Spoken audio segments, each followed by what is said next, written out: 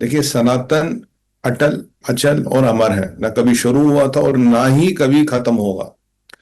तो कुछ ऐसे बातों पे बात करते हैं जो हमारे जीवन में रोजमर्रा आती है, और ये हमें हमारे, जो हमारा हेरिटेज है, जो हमारा सदियों पुराना ज्ञान है, वो आज भी कैसे रेलेवेंट है, वो आज भी इंपॉर्टेंट क्यों, वो इतना साइंटिफिक क्यों था, वो इतना लॉजिकल क्यों था। और ये जो हम कहते हैं कि भाई मॉडर्न डे साइंस बहुत एडवांस है, हमारा ज्ञान पीछे, जरा इन चीजों पे बात करें। शुरुआत करेंगे आज। हमने आपसे बात की थी, पहले हमने नाड़ी ब्रह्म की बात की थी।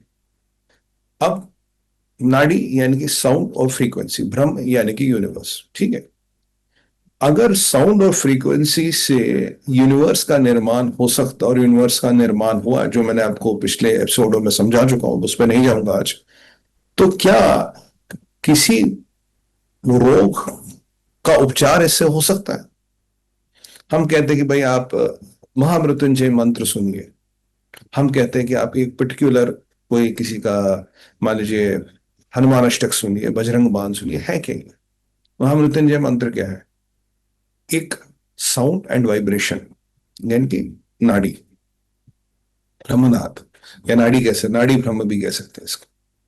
तो क्या होता है उससे, क्या कहता है आज का science? Again, sound, vibration, frequency, ये तो आप जानते ही है। तो ठीक उसी प्रकार से, अगर आज मैं आपको बताऊं कि आजकल जैसे कॉमन डिजीजेस है आजकल के, खासकर वेस्ट में जो है, वो है नींद न आना। इससे कहते हैं स्लीप एपनिशिया, आपको नींद नहीं आती। एंजाइटी होना, डिप्रेशन होना, मोटापा। और आज भी आप यूट्यूब पर जाके आज भी आप सर्च करें तो आप बोलिए कि best music to sleep, best music to whatever, तो आपको कहीं ना कहीं उसके कुछ आपको मिलेंगे। वो है क्या? बेसिकली वो म्यूजिक म्यूजिक कुछ नहीं, वो एक पर्टिकुलर फ्रीक्वेंसी पे, एक पर्टिकुलर फ्रीक्वेंसी पे एक म्यूजिक की धुन बनाई गई है, और उस पर्टिकुलर फ्रीक्वेंसी पे वो चलती है। और अगर मैं हमारे टाइम के या दुनिया के महानतम वैज्ञानिक टेस्ला की बात करूं, उन्होंने कहा कि फ्रीक्वेंसी से हीलिंग होती है। नाड़, ब्रह्म, फ्रीक्वेंसी से हीलिंग होती है। फ्रीक्वेंसी से मानसिक स्थिरता बेटर होती है। बड़े बड़े रोग फ्रीक्वेंसी राइट से हीलिंग होती है। हमारे समाज में कई सारे लोग, हमारे भाई बहन, पार्किंसंस डिजीज बड़ी कॉमन हो गई आजकल, अल्जाइमर्स, उससे ग्रस्त है।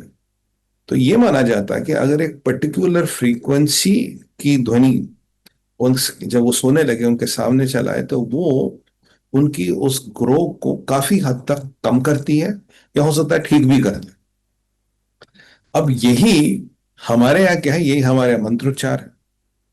हम इसी को मंत्रोच्चार कहते हैं। मंत्र बोलेंगे, ओम त्र्यंबकम यजामहे सुगंधिम पुष्टवर्धनम पूर्वारुकमिव वंदनात् मृत्यो मोक्ष महामृतरात्। तो ये जो मंत्र बोलने का तरीका, इसमें ध्वनियों का ऊपर नीचे, ध्वनियों का अलग साउंड फ्रीक्वेंसी और वाइब्रेशन जनरेट होती है। वो अलग साउंड फ्रीक्वेंसी और वाइब्रेशन आपके बड़े से बड़े संकट को ठीक कर सकती है। Alzheimer's, Parkinson's, cancer, sleep apnoea, anxiety, depression, अगर ऐसे घातक रोग ठीक होंगे, तो अल्टीमेटली क्या कर रहे हो आप? सोचा आपने को? आप मृत्यु को धक्का दे रहे हो, आप मृत्यु से बच रहे हो, आप रोगी काया से बच रहे हो। तो हमारा महामृत्युंजय मंत्र यही तो करता है। उसमें भी एक पर्टिकुलर फ्रीक्वेंसी वाइब्रेशन है, जो ऐसी ऊर्जा उत्पन्न करती है जो आपको इन विकट संकटों से, मृत्यु के संकट से बचाने का काम करता है। अब आज इसी को, इसी लॉजिक को लेके उन्होंने क्या कर दिया, छोटे छोटे वीडियो बना दिए, छोटे छोटे म्यूजिक डाल दिए कि आप ये म्यूजिक सुनिए तो आप जरा भाई साहब सही हो जाएंगे। टेस्ला ने बिल्कुल सही कह गए, टेस्ला।